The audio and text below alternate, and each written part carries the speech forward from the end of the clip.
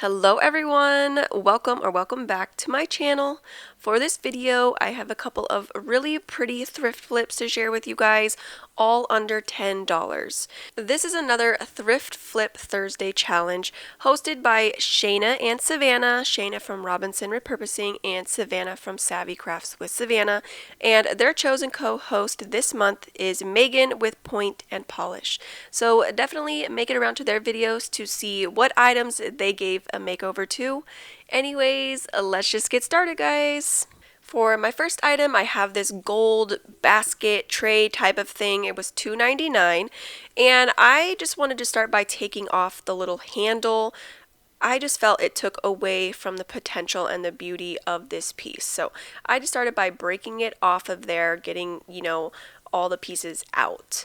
And then I just needed to clean it up. I just took a little bit of water, just kind of get, the dirt and the grime out of the middle, so that way it was ready for me to paint. And once I was done with that, I took my white Waverly chalk paint and I gave this piece 2 coats of paint and tried to cover as much as I could. It is like a woven basket on the side, so it was really hard to get, every square inch. But as long as most of it was covered, I was happy with that. So while the paint was drying, I just took these rub-on transfers that are from Dollar Tree, and I just started by cutting them in kind of little sections away from each other. I could have left them and put the whole sticker as one piece directly in the middle of the tray, but I just thought cutting them apart would give me more of a chance to cover more of the space in the tray. So that way I could spread them out and put them where I pleased, just to kind of not have like an empty space like around the little transfers, if that makes sense. After that, I am just taking this packing paper and just kind of tearing it, here and there, no rhyme or reason, just tearing it apart and just placing it in the bottom of the tray, just kind of eyeballing it for now, and seeing if I need more paper or not. Once I was happy with the ripped pieces that I had, I'm just taking my Mod Podge and I'm just going to Mod Podge each of those pieces, where I see fit, and just, kind of here and there. I'm really all about this like ripped paper look right now. If you've seen some of my other videos, I've been doing that a lot more lately. So I just really like the way it looks. It really kind of ages the piece, just gives it a different characteristic, I guess, and I really just love it. After I had each of the pieces Mod Podge to it, I let it dry about halfway. I didn't want it to dry completely, just because if it does dry completely, the paper won't rip off, in kind of bigger chunks, and it'll take a lot more work to sand it down. But I just wanted to use my sandpaper to kind of sand it down, just to make the paper look more like, have a more natural ripped look, that it was kind of worn away here and there and whatnot. So once I was happy with the sanding, the look of the distressed paper, I am just going to take my transfers and just start transferring those onto the tray. Piece by piece, I'm just kind of playing around with them, eyeballing them, making sure I know where I want each piece to go. And then I'm just taking a scoring tool. I've found that this works really well with these rub-on transfers from Dollar Tree. So, whatever else you have though, like a scraper from Cricut would work just fine, or like even a Jenga block I've used before. So whatever you need to do to get those transfers adhered and onto your piece, you just gotta do what you gotta do. Anyways, so I am just transferring each of those pieces on there, and once I am happy and have everything in place and everything's done and transferred, I'm just going to take another piece of sandpaper and just kind of start roughing up the transfers as well, just to blend everything together, just to give it a more cohesive look. Basically, that everything was added all at one time rather than something being fresh and new.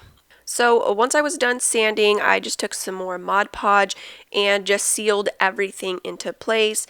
That way, it doesn't start to distress on its own, over time, and just natural wear and tear, I guess. I just want everything to stay exactly how I put it on there.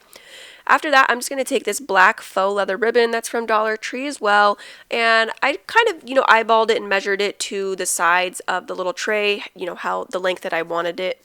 And then I'm just going to take that piece and cut 4 pieces exactly the same length. And then I'm going to be using my hot glue gun, and I'm going to take 2 of the pieces and glue them back to each other. That way when you turn it over, front or back, both sides have that faux ribbon look on each side. And here you can see what I mean by that. So either way you look at it, you still are looking at the faux ribbon side rather than the softer material that's on the back of the ribbon. So once I glued both little straps together, I'm just going to start by gluing, putting a little dab of hot glue at each of the ends of the strap, and then I'm gluing them onto the pieces of where the original handle was on that little basket tray thing.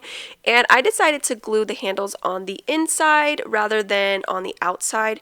Just personal preference. I thought it would be really cute and just give it some added extra characteristic. And then also to add to the character of this piece, I took some gold thumbtacks and I'm just putting those on the inside but at the bottom of the straps where I glued them, to the base of the tray. And that was it. This is how this one turned out. How stunning. I love the vibe of this one. I love the feel, the look. The black with the white and then the gold, and then you have that like brown ripped paper with the really fun fashion type of like, what am I trying to say? Style, beauty, like rub-on transfers. So beautiful. This piece is ready for jewelry or some faux flowers, maybe a candle, a little bit of home decor, whatever its new owner wants to, use it for. Alright, for my second piece, I'm going to be giving this little metal mail holder a makeover. This was $4.99 at Goodwill, and I decided it would be really cool to kind of give this like an ombre effect. And I decided to do it in blue. I thought the blue it just really was calling my name. I wanted to do something in blue. So I got a couple of my blue paints out. I have some Peacock. I'm using Peacock right now from Waverly, and the next is Cascade by Folk Art, and the one to the right of that is, oh my gosh, drawing a blank, oh my gosh. Okay, so that one is called Agave, and that is from Waverly as well. So what I did is start with the darkest color that I had and just trying to blend everything together as much as possible. So it's a lot easier if you do it when that first color is still wet.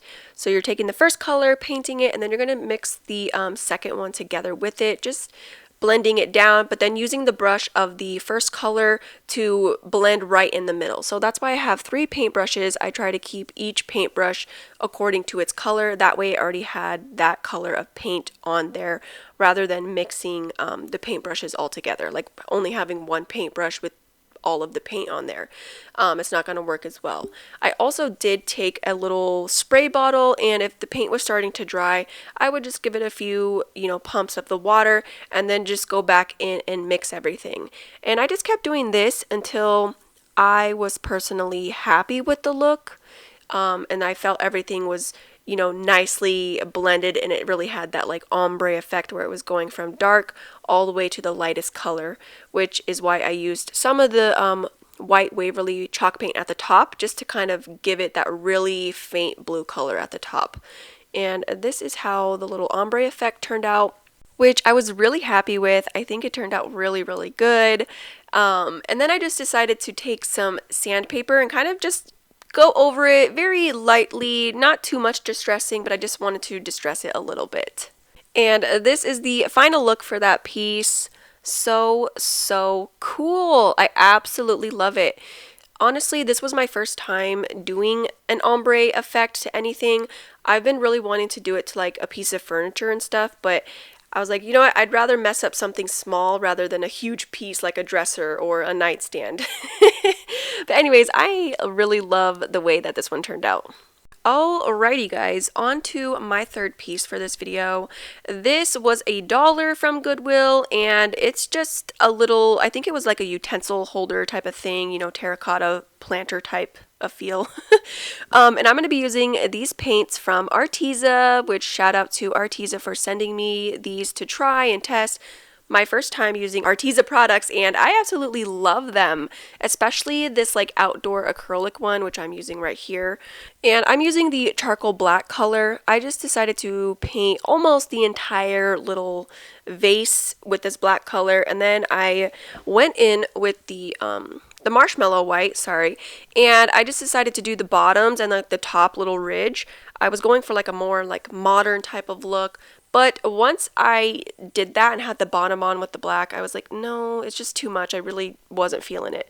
So I went over that white color with the charcoal black again, and then because I did the ombre effect to the little mail holder, I was like, you know what, I'm going to try to do that again with this piece because I was just super excited the way that the blue one turned out. And like I said, that was my first time doing anything like that. So I was like, all right, I'm going to, keep going with it. So then I'm just going to be taking the Battleship Gray from Arteza, the outdoor acrylic colors, and I'm just blending that in with the black. And then I'm using some of the white at the top again, and I'm just going to be blending. This outdoor acrylic paint though dries fairly quick, and it becomes really kind of sticky because it is self-sealing, which is a really cool characteristic actually to these paints. I really like that feature, but it does dry a little bit quicker, so I did have to use my little spray bottle thing to kind of get the paint a little bit more wet, so that way it was easier to blend all of these colors together. So I just kept going back and forth like I did with the little mail holder until I was happy with the fade and the look, like the ombre effect on this piece. And really fast, this is just what that little spray bottle looks like. It's just from Dollar Tree. I just have some water in it, a couple of spritz here and there, and then it makes the paint super easy to just keep blending and blending and blending. That is the key to this ombre effect, which I still have a lot that I can work on, but for the most part, super happy with how each of these pieces turned out with the blending. And that's the key though. Blend, blend some more. And after I was done blending, I just took this little eucalyptus bouquet, which I was a bridesmaid recently, and this was the bouquet I used for her wedding, one of my best friend's wedding. So I decided to put it in this little vase that I made, and this is how it turned out. I think it is absolutely stunning. I love the way that all these colors just come together. Everything is so beautiful.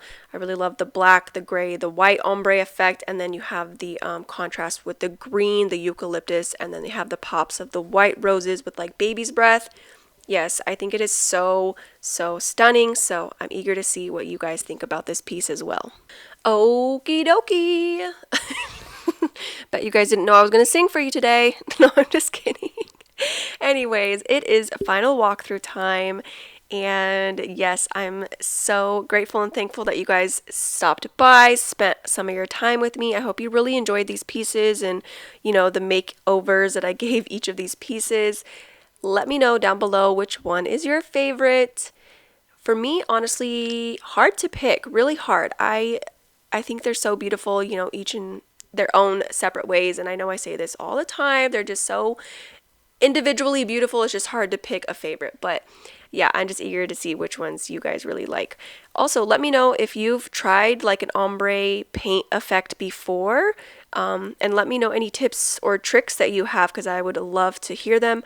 I definitely think I will be trying this on, like a piece of furniture in the near future, because I was really happy with the way that it turned out. Also, this little tray is so cute. I love it.